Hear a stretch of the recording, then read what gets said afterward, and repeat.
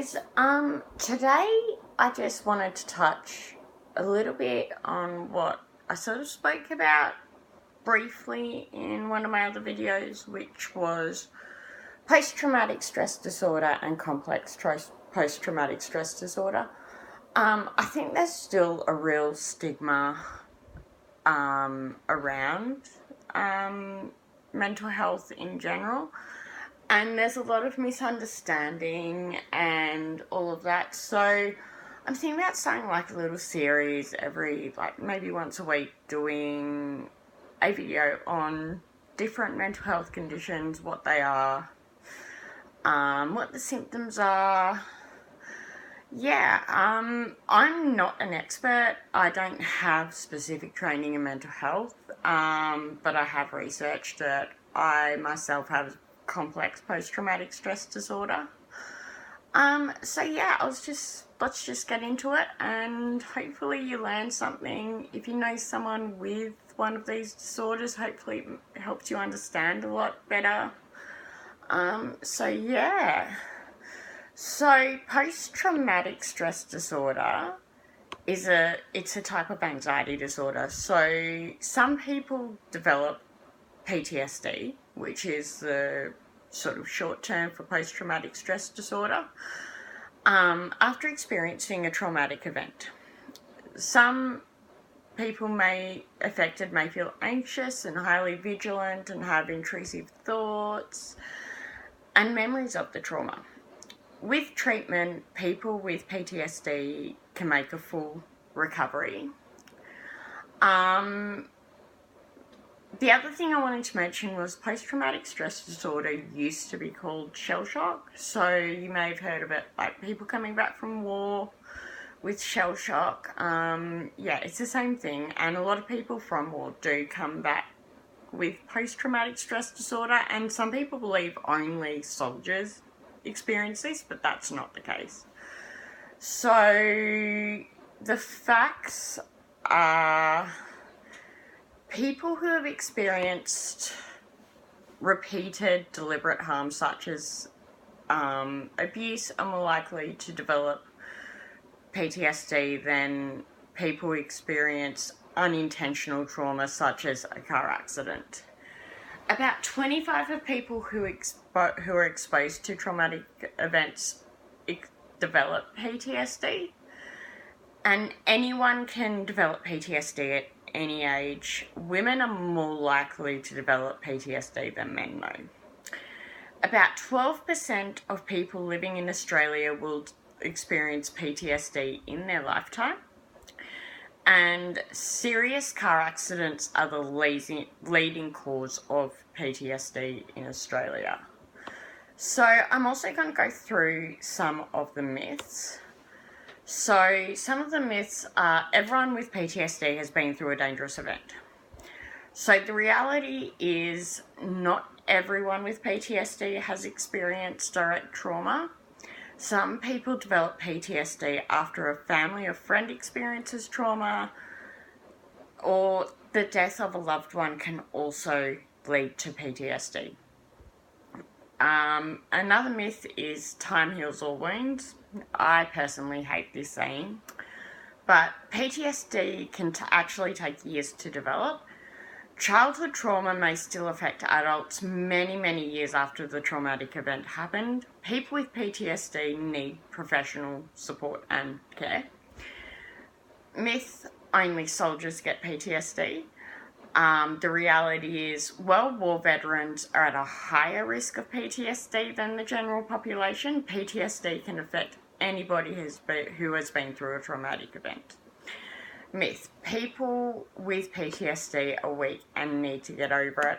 I have been told this by people. I've been told this by some doctors, like some GPs don't really understand it. I'm lucky I've got a GP now that really does understand mental health and understands PTSD really well, and he's been great. But yeah, so the reality is people with PTSD live with a mental illness. They cannot just snap out of it without treatment. Their behaviour is a function of illness, not weakness. So it's like saying, like, if you said to just get over it, it's like saying someone with diabetes, yeah, you don't need treatment, you just need to get over it. Like, it's the same sort of thing. So the symptoms are feeling strong reactions such as fear, anger, or sadness. They're natural after a traumatic event. For most people, these feelings will pass with time and with support from friends and family. For people who develop PTSD, these feelings are intensely distressing, and if left untreated can last for a long time. The symptoms of PTSD may interfere with the person's ability to carry on with their everyday life, work, and like relationships, friendships, all of that. PTSD is identified by 4 main groups of symptoms. So that means like a doctor, I know I may be like oversimplifying things, but these 4 main groups of symptoms is what a psychiatrist or someone may use to like, this is how they diagnose it. So flashbacks of the traumatic event through intrusive memories or nightmares, as well as strong emotions. There may be physical symptoms such as sweating, heart palpitations, or panic attacks. Feeling emotionally numb. Some people experience dissociation, which is a feeling of watching from a distance as events unfold. And then feeling anxious and jumpy for no reason. Heightened vigilance can mean... vigilance. I cannot speak today. Can mean the affected person is constantly on the lookout for danger, possibly leading to irritability and a lack of concentration. And avoiding reminders of the event. So the person deliberately avoids activities, places, people's thoughts, feelings that they associate with the event because they do bring back painful memories. If a person has been through a traumatic event and has experienced a combination of the above symptoms for a month or more, they may be experiencing PTSD. People with PTSD are at a higher risk of developing other anxiety disorders, substance abuse issues, and mood disorders such as depression or bipolar disorder.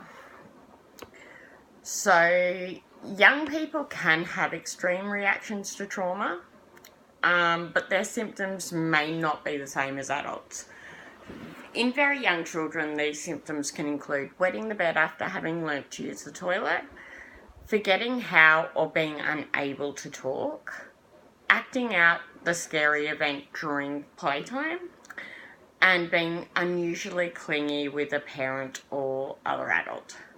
Older children and teens are more likely to show symptoms similar to those seen in adults. They may also start acting out and develop disruptive and destructive behaviours.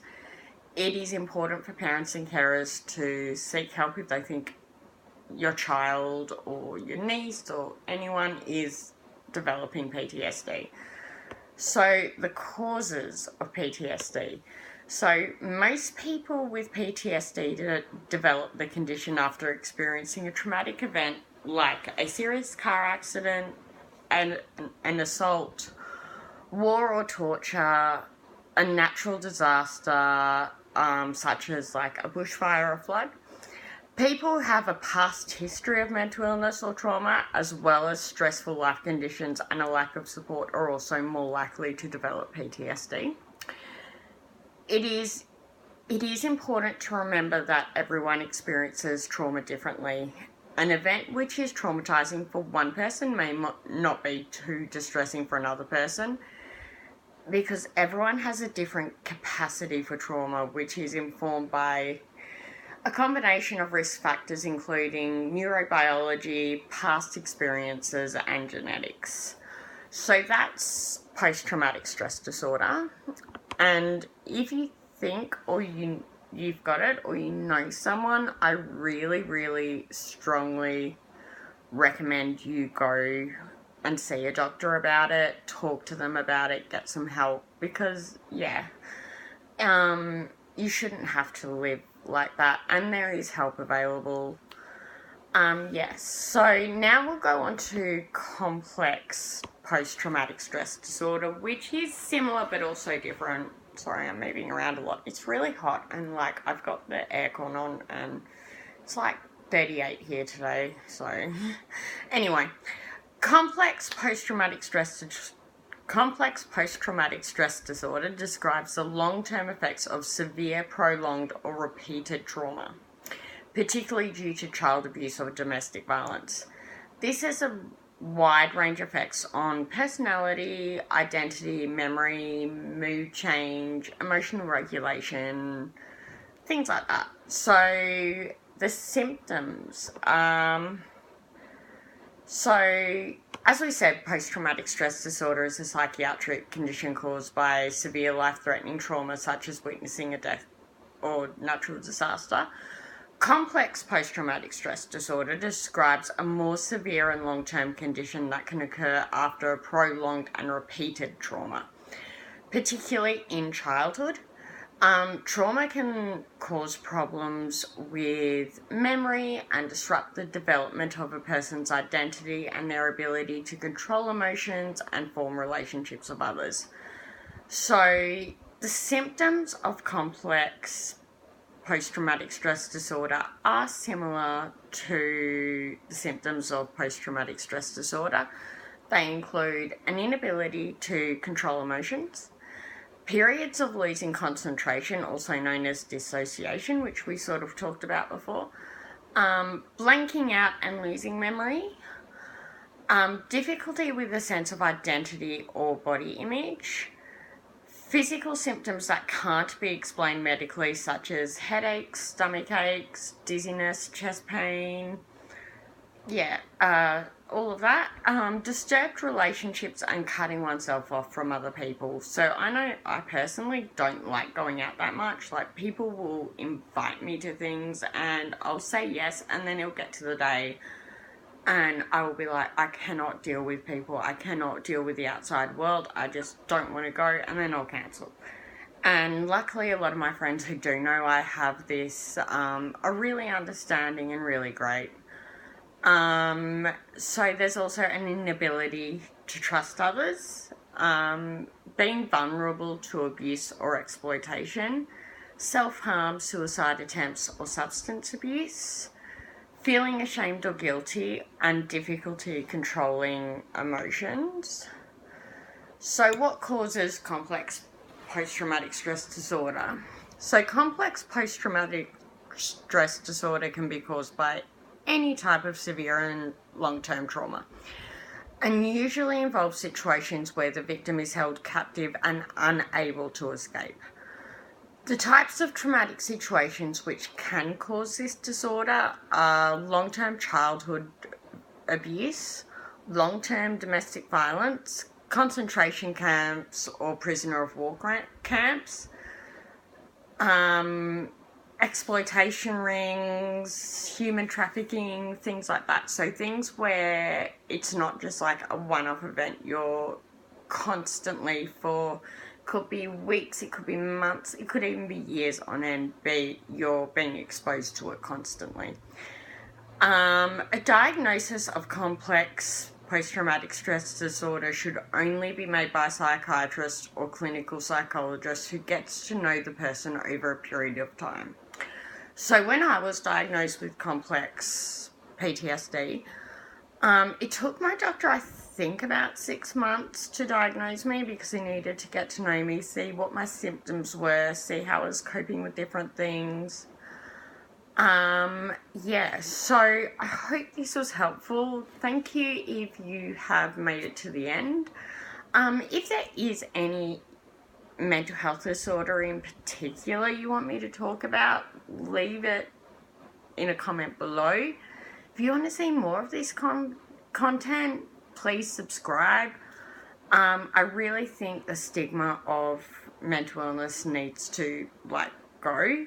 I'm gonna do, I know in my last video I said I was gonna do a New Year's Eve video for people who are by themselves, but I will do that actually on New Year's Eve.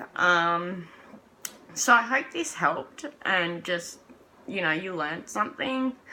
If you have any questions, put them below. Thank you to everyone who's subscribed. It makes me really happy to be subscribed, so please subscribe.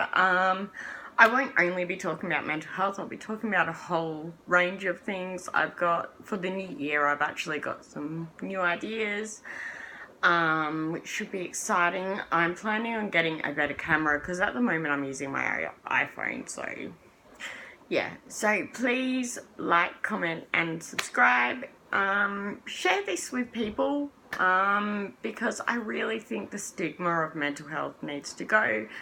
Now I have to go get ready because I'm going to see the movie Bohemian Rhapsody tonight. I am so excited because I love Queen.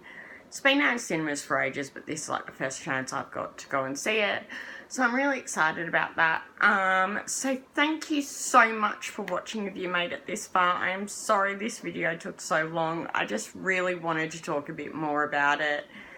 Yeah, so yeah, please subscribe, follow me on social media. I will put some links below to some of the websites about post-traumatic stress disorder, and on these websites they've also got other mental health conditions, so you can have a little bit of a look. Yeah, see you guys next time.